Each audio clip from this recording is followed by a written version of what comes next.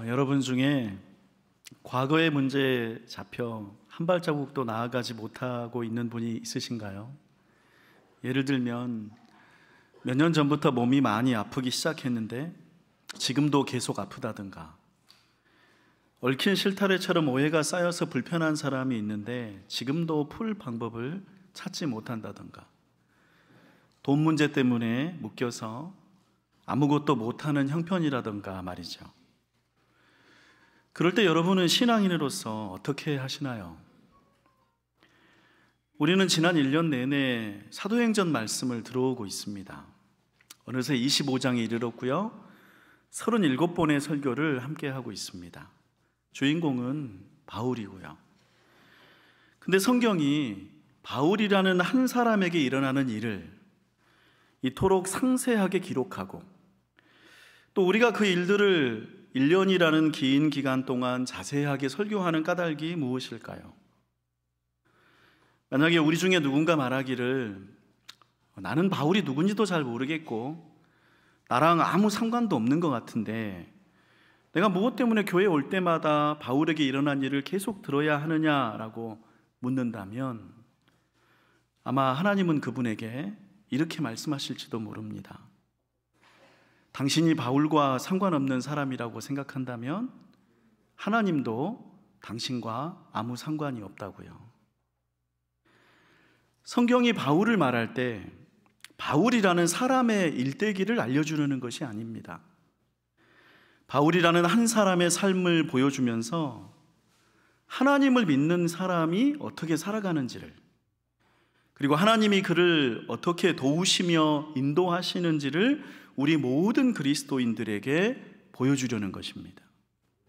다시 말해서 성경 사도행전은 바울 이야기가 아니라 우리 이야기를 하려는 겁니다.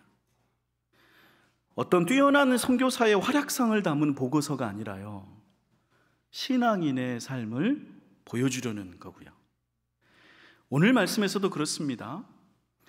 여러분 중에 과거에 붙잡혀 있는 사람이 있는 것처럼 바울도 지금 2년째 똑같은 자리에 붙잡혀 있거든요. 우리는 지난주에 바울이 처음으로 정식 재판을 받는 장면 보았습니다.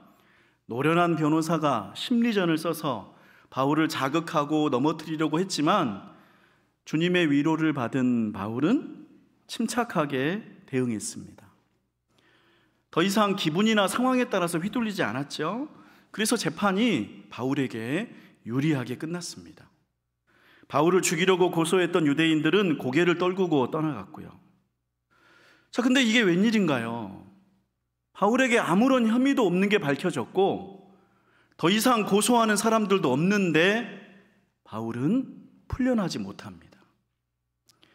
지난주 말씀 24장 26절과 27절 우리 함께 읽어보겠습니다. 동시에 또 바울에게서 돈을 받을까 바라는 거로 더 자주 불러 같이 이야기하더라.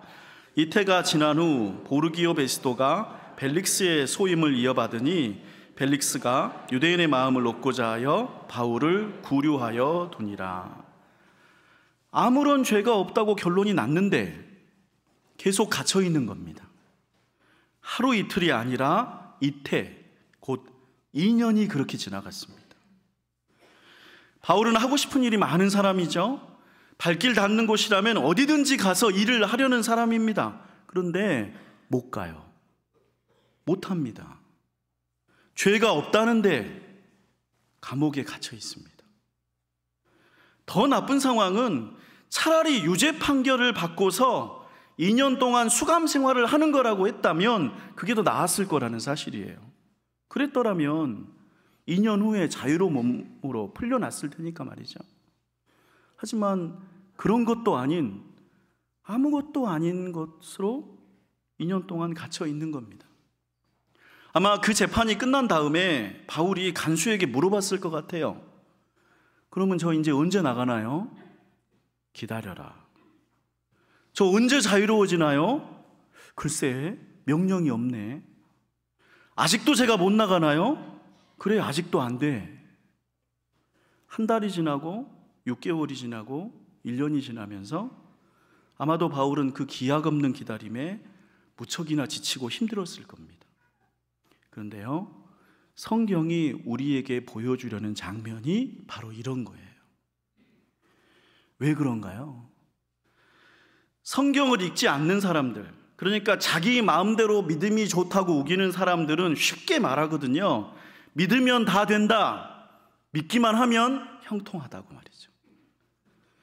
그러나 우리 현실은 그렇지 않습니다. 믿음이라는 거 부족도 아니고요, 행운의 여신도 아니거든요. 바울처럼 헌신적이고 투철하며 복음에 열정적인 사람을 평생 동안 마음껏 온 세상 돌아다니게 하면서 복음 전도하게 두면 하나님 입장에서도 당연히 이기지 않겠는가 싶겠지만, 그런 생각은 성경도 모르고 하나님도 모르는 사람들의 착각이에요. 바울을 자유롭게 풀어주셔서 4차 선교 활동, 5차 선교 활동 보내셨다면 물론 수십 개의 교회들이 더 생겨났을 게 분명하지만 하나님은 그런 숫자에 관심이 없으십니다. 그러면 우리 기독교 신앙은 뭘까요? 하나님은 뭐에 관심을 두시는 걸까요? 그것을 우리에게 알게 하시려고 오늘 성경 사도행전을 읽게 하시는 것입니다. 하나님은 바울을 기약 없이 기다리게 하셔요. 근데 그게 무슨 벌을 내리시는 게 아니에요. 하나님은 바울이 하나님만 바라보기를 원하시는 것입니다. 왜냐하면 바울 같은 목표지향적인 사람은요, 자기 목표에 몰입하기 때문이에요. 바울은 이미 10년의 선교 활동을 잘 마쳤습니다. 그에게는 경험이라는 자산이 있습니다. 그리고 이제 로마로 가고 싶다는 목표를 세웠어요. 여러분, 바울 마음이 얼마나 급한지요, 한 번도 만나본 적이 없는 로마 교회 성도들에게 벌써 구구절절 긴 편지를 보냈습니다. 그게 여러분이 잘 아시는 로마서예요. 바울 마음에는 온통 로마에 가서 내가 해야 할 일들로 가득 차 있습니다. 거기에서 하고 싶은 계획이 잔뜩 있는 거예요. 근데 사람의 마음이라는 게 그럴 때 아이러니하게도 하나님을 잊어버립니다. 정말로 그런가 싶지만 저는 교회를 섬기면서 놀랍고 이상한 일들을 적지 않게 보았습니다. 어떤 목회자들이 교회를 위해 일생을 바쳤다고 말하고 선교를 위해 평생 헌신했다고 말하는데, 사실은 그분들이 하나님 나라의 복음이 아니라 결국에는 자기 자신의 명예와 재산을 끌어안고 놓지 않는 이상한 일들을 보았습니다. 말로는 하나님의 영광을 위한다고 해요. 하지만 실제로는 자기 이름을 남기려고 하는 거예요. 그리고 이런 현상은 목회자들 것만이 아닙니다. 신앙의 길을 간다고 하는 그리스도인들도 당연하고 좋아 보이는 목표와 대상에 몰입할 때 어느 순간부터 하나님이 사라지기 시작해요. 건강하고 싶다는 열망과 목표, 당연하고 좋죠. 건강해야죠. 그걸 위해 우리가 기도하죠. 하루빨리 성공해서 좋은 집에서 살고 여유롭게 살고 싶다는 열망과 목표, 좋은 거예요. 눈에 넣어도 안 아픈 내 아들과 딸이 잘 되기를 바라는 애정, 이런 것들이 다 좋고 마땅한데도 불구하고 그것을 최우선으로 삼다가 언제부터인가 하나님은 뒷전으로 밀려나거나, 말하자면 건강을 위해서 병원은 가더라도 신앙생활은 둘째로 두고, 성공하기 위해서 일은 열심히 하고 쉬지 않고 하더라도 말씀을 따르는 것은 둘째로 두고, 내 자식을 사랑해서 내 자식이 중요하니까 그걸 위하다가 신앙생활하지 않고 나중에 하고, 그런 것들을 최우선으로 삼다가 그게 좋고 마땅한데도 불구하고 언제부터인가 하나님은 뒷전으로 밀려나고 하나님이 그것들을 위한 성취의 수단으로 전락해버리는 거예요. 사실 하나님은 우리의 부모와 같으셔서 자녀인 우리가 잘되고 행복하기를 바라십니다. 우리가 하는 일들에 복을 주시고 우리의 마음과 생각을 지혜롭고 순조롭게 인도하십니다. 우리를 행여 악한 것들이 해치려고 할 때 그것들로부터 보호하십니다. 그러나 그 모든 것들보다 하나님에게 중요한 것이 있습니다. 그것은 우리가 하나님을 바라보고 신뢰하는 것이죠. 성경에서 사도행전 24장과 25장의 간격은 종이 한 장 차이입니다. 그래서 우리는 놓치기가 쉬워요. 이 24장과 25장 사이에 2년이라는 긴 세월이 지나갔다는 것을요. 드러난 일들만 놓고 판단해 보면 억울하기 짝이 없는 시간들이에요. 바울이 복음에 헌신한 것 같고 바울이 복음을 전하는 그 귀한 일에 큰 지체와 장애가 가로막힌 것처럼 보여요. 이유도 없이 바울을 가두고 있는 그 총독이라는 인간은 악인 중에 악인이자 사탄의 하수인처럼 보입니다. 그러나 감추어진 사실들을 헤아려 본다면 우리는 알게 됩니다.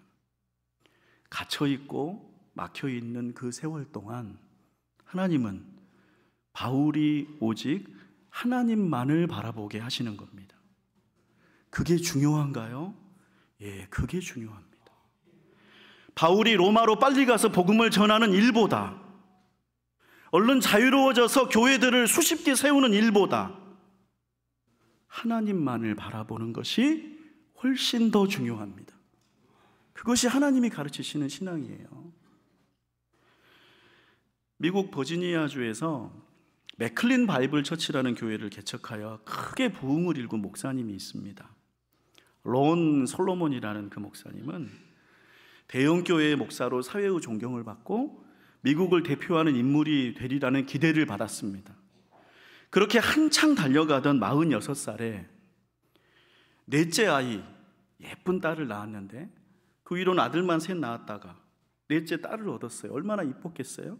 근데 그 아이가 태어난 지 3개월 만에 원인을 알 수 없는 전신 발작을 일으키기 시작했습니다. 하루에 10번도 넘게 극심한 발작에 시달리는데 이게 무슨 병인지 모르는 거예요.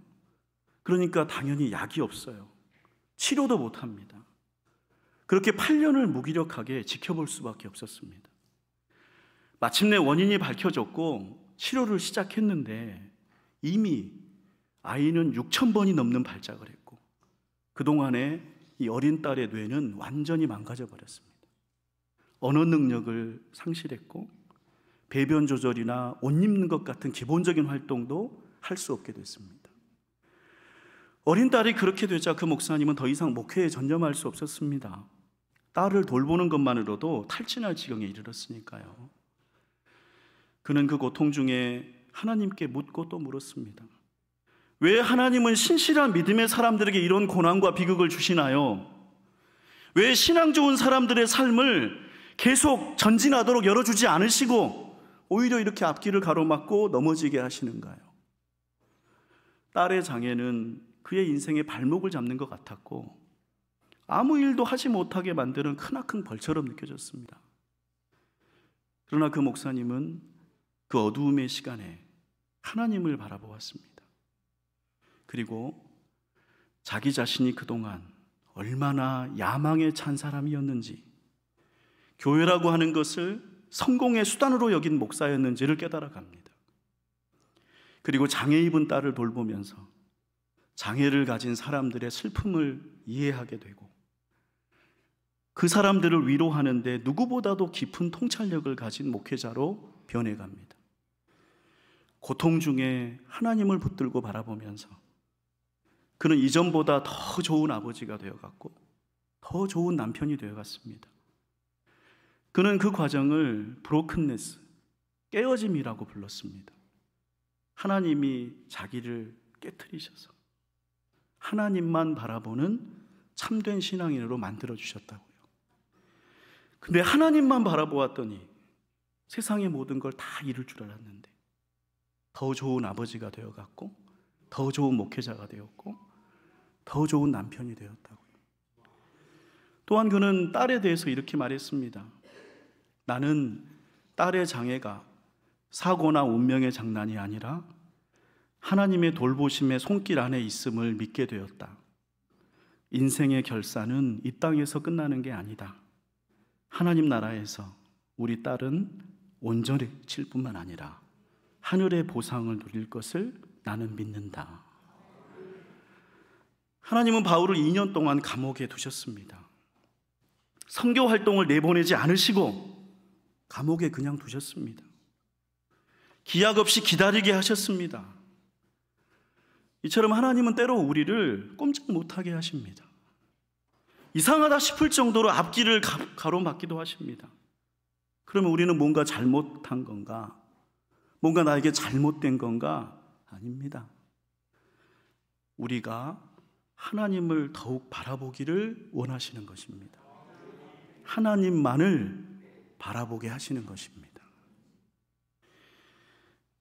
그렇게 2년 정도 지났을 때 바울을 가두어 둔 총독이 불미스러운 일에 휩싸여서 사임하게 됩니다. 그리고 새로운 총독이 부임해요. 그 새 총독의 이름이 베스도입니다. 역사가 담긴 기록을 보면 베스도는 전임 총독 벨릭스에 비해서는 상당히 공정하고 정의로운 위인이었다고 합니다. 세간의 평가도 좋았습니다. 그러면 이제 바울에게 뭔가 희망적인 변화가 생길까요? 우리 1절에서 3절까지 함께 읽습니다. 베스도가 부임한 지 3일 후에 가이사랴에서 예루살렘으로 올라가니 대제사장들과 유대인 중 높은 사람들이 바울을 고소할세 베스도의 호의로 바울을 예루살렘으로 옮기기를 청하니 이는 길에 매복하였다가 그를 죽이고자 함이더라. 신임 총독 베스도는 그가 다스리는 지역의 귀족들, 그러니까 예루살렘의 대제사장들에게 부임 인사를 하러 갑니다. 근데 그 자리에서 그 유대인들은 새 총독에게 최우선의 요구사항을 전달해요. 그게 뭐냐? 바울을 다시 고소해서 예루살렘으로 보내달라고 청한 것입니다. 여러분, 악한 사람들은 끈질깁니다. 그들은 결코 잊지 않습니다. 그들의 증오심은 식지 않습니다. 지난 2년간 아무런 왕래도 없었잖아요.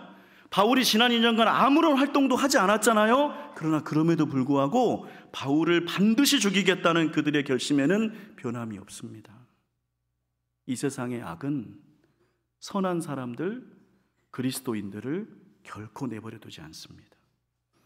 그들은 배고픈 사자처럼 언제나 삼킬 자를 찾습니다.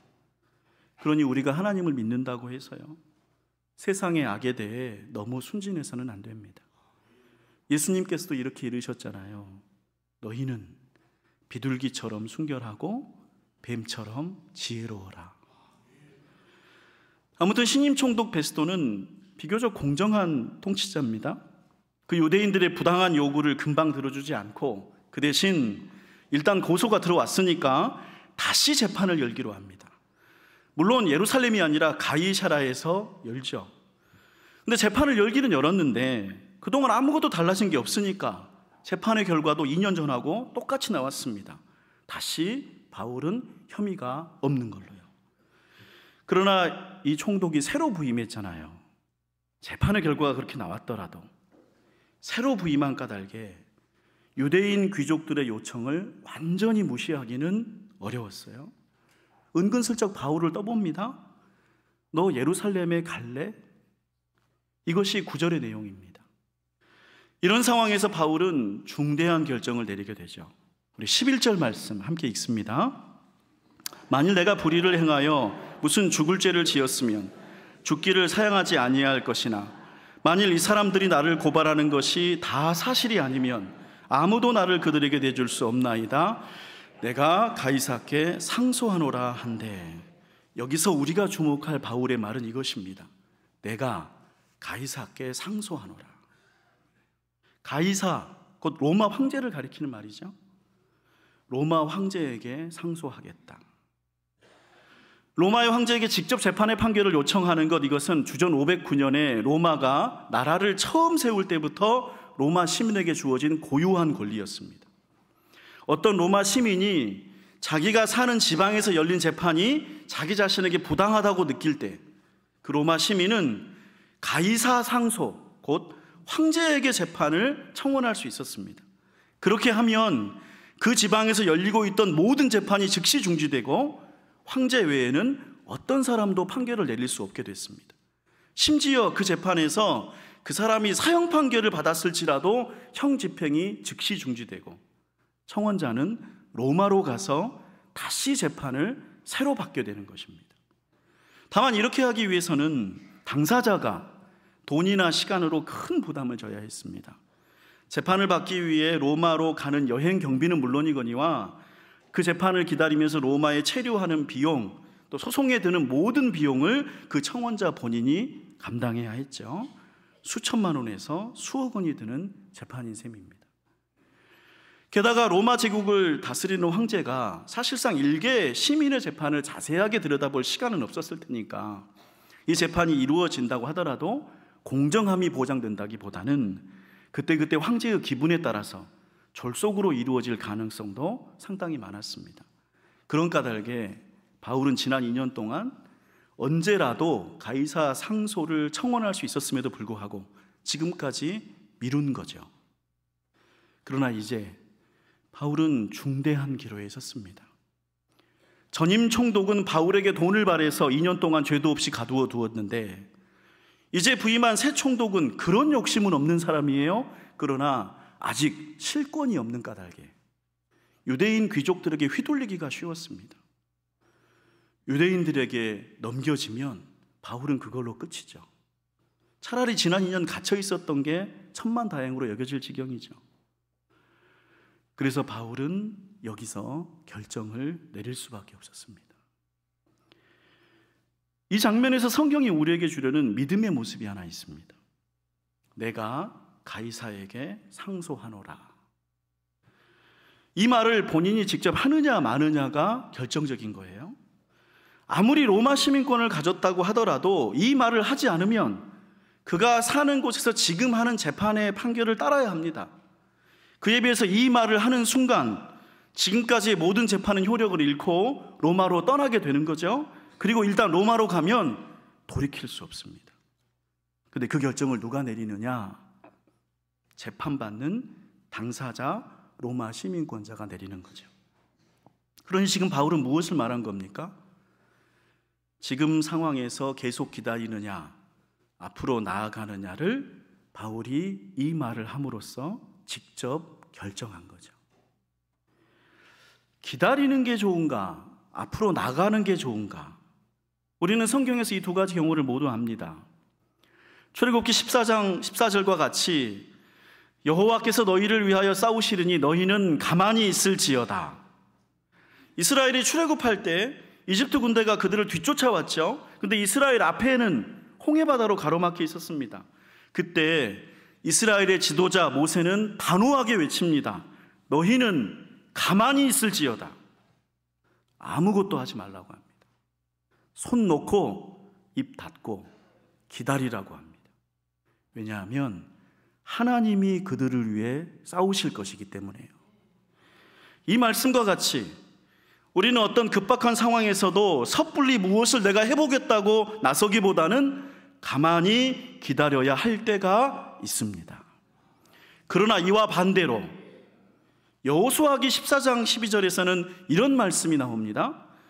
그날에 여호와께서 말씀하신 이 산지를 지금 내게 주소서. 당신도 그날에 들으셨거니와 그곳에는 아낙 사람이 있고 그 성읍들은 크고 견고할지라도 여호와께서 나와 함께 하시면 내가 여호와께서 말씀하신 대로 그들을 쫓아내리이다. 이스라엘이 가나안 정복 전쟁을 하고 있을 때 노장 갈렙이 앞으로 나서요. 85세 노인입니다.